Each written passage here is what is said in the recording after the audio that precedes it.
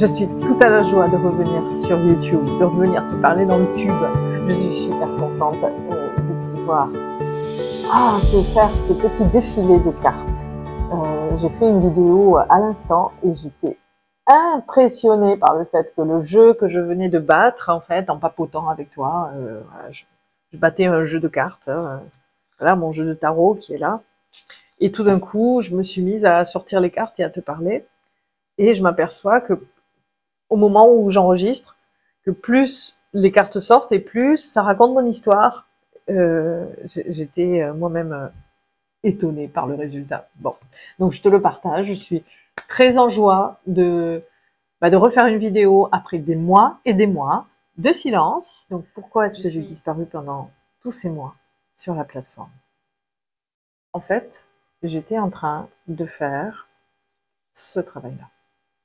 Le travail du pendu, qui consiste à intégrer, intégrer, intégrer et encore intégrer. Et quand cette intégration est bien faite, ça permet de voir les choses sous des angles différents. Tu vois? Tac, tac, tac, tac, tac, tac, tac, tac, tac, tac, tac. J'aimerais avoir un système en 3D là pour pouvoir montrer les cartes qui bougent dans tous les sens quand je fais des tirages. C'est comme ça que je vois le tarot, mais en fait, je le vois très très mobile. Et donc, ce pendu m'a accompagné pratiquement pendant 12 mois à comprendre pourquoi il y a quelque chose qui ne tournait pas rond dans la vie en général et dans ma vie, puisque si j'en crois la science quantique, si j'en crois toutes les philosophies et toutes les religions du monde, tout part de moi, tout part de mon monde intérieur. Si je trouve que le monde est compliqué, c'est que je suis compliquée. Si je trouve que le monde est beau, c'est que je suis belle. En fait, tout l'extérieur manifeste ce que je suis à l'intérieur, ce que je vibre. On est dans un monde d'information, on est dans un monde de vibration, puisque tout ce que nous touchons, la matière, est de l'information densifiée, si j'ai bien compris. Puisqu'il y a dans l'observation d'un atome, en fait, l'observation des structures de tout ce qui nous compose, de ce qui compose la matière, ben on s'aperçoit qu'il y a surtout du vide, il y a surtout de l'information entre les éléments. Et c'est ça qui fait tenir tout ensemble et qui surtout donne des formes différentes, des niveaux de densité différents. Quand j'ai intégré cette information, ça a changé beaucoup de choses sur ma façon de voir ma vie et de voir la vie et de voir l'environnement autour de moi. Je me suis prise en charge et j'ai décidé d'acter le fait que le monde extérieur est la manifestation de ma vibration intérieure. Ça a pris du temps, parce que c'est assez dur, parce que ce qu'on vient de traverser depuis 2 ans n'était pas forcément ce que j'avais envie de voir, mais ça correspondait probablement à ce que j'avais vibré. Beaucoup de peur, beaucoup d'angoisse liée à la santé, beaucoup d'angoisse liée à l'enfermement, beaucoup d'angoisse liée à la privation de liberté, beaucoup d'angoisse liée à l'impossibilité de s'exprimer. Voilà, il y avait beaucoup de vibrations de cet ordre-là que j'ai vues à l'extérieur dans le monde. Et la question, alors, quand tu as responsabilité, c'est toujours de ta prochaine action, ta next step. Qu'est-ce que tu vas poser comme action à venir pour faire changer les choses, pour changer le cycle, pour passer à un nouveau niveau à la fois de conscience, mais aussi comment est-ce que je fais pour changer ces vibrations une fois que j'ai conscience que c'est elles qui ont créé la manifestation, le réel. Et c'est là que je suis passée à cette étape. Ça a été dur. Je peux te dire que ça n'a pas été simple. Si tu as fait un burn-out, si tu as fait une dépression, tu sais de quoi il s'agit. Tu pleures beaucoup, tu es très désespéré, tu as envie que l'expérience s'arrête. C'est un moment où il faut être assez courageux pour continuer à tenir debout et continuer à avancer. Bon, le bon côté, c'est que c'est une carte qui regarde vers demain, c'est une carte qui est en train de régénérer les choses. Il y a cette idée de régénération toujours quand on descend très profond dans la matière, dans le noir, hein, dans l'œuvre au noir en alchimie. Hein. C'est pas agréable, c'est pas du tout facile. Ça nécessite un effort. Je l'ai fait, quelle joie! Ah! Et voilà ce qui s'est présenté. Il s'est présenté un magnifique, extraordinaire élan de liberté, élan d'énergie, qui me fait démarrer mon beau tarot donc sur Instagram récemment, et qui me fait reprendre les vidéos ici, ce qui est une belle surprise, parce que j'adore te retrouver ici. Et cette carte du mat, si tu l'as dans un tirage, quand tu fais les tirages pour toi ou pour autrui, c'est une carte qui est souvent déstabilisante parce qu'elle n'a pas de numéro. Donc on ne sait pas exactement où la placer. Est-ce qu'elle est dans la série hein, de 1 à 21 dans le tarot?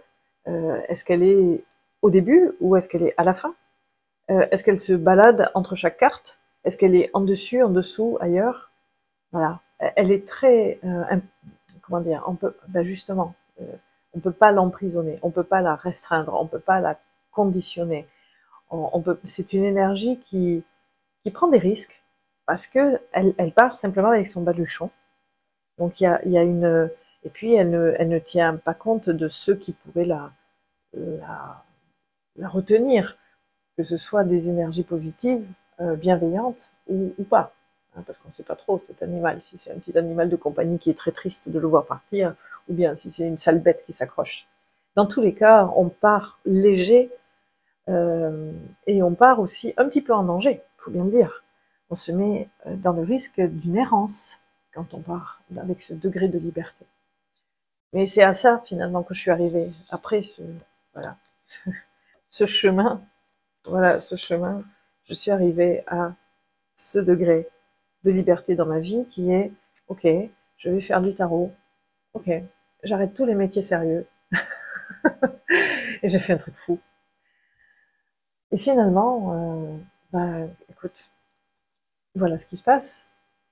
Le chariot, voilà que ça part sur quelque chose qui va me faire bouger. Et je commence à bouger, je commence à lire des tarots un peu partout.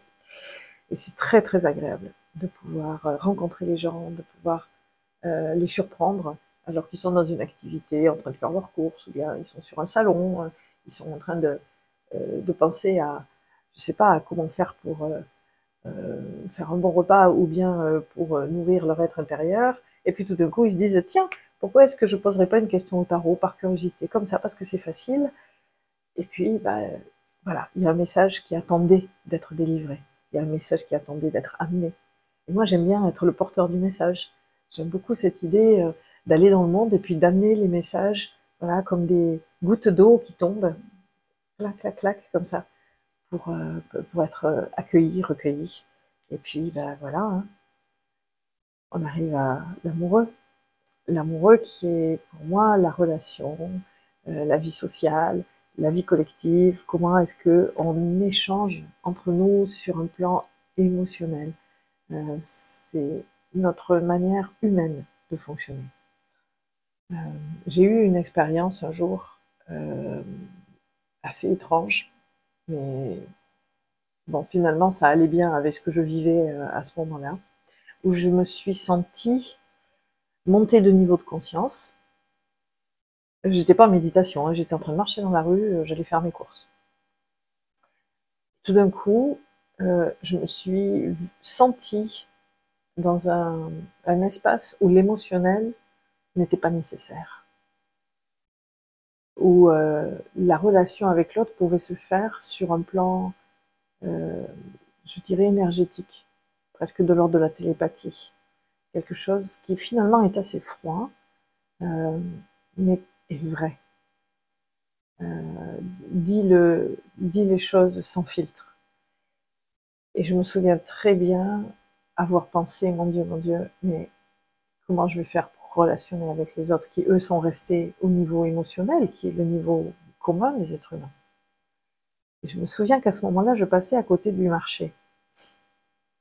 Il y avait beaucoup de monde, et beaucoup de monde en relation, en train d'échanger de toutes sortes de choses, hein, d'échanger de l'argent, d'échanger des biens, mais aussi, à chaque fois, on dit bonjour, comment allez-vous, on fait un sourire, ou pas, on fait la tête, ou pas, voilà.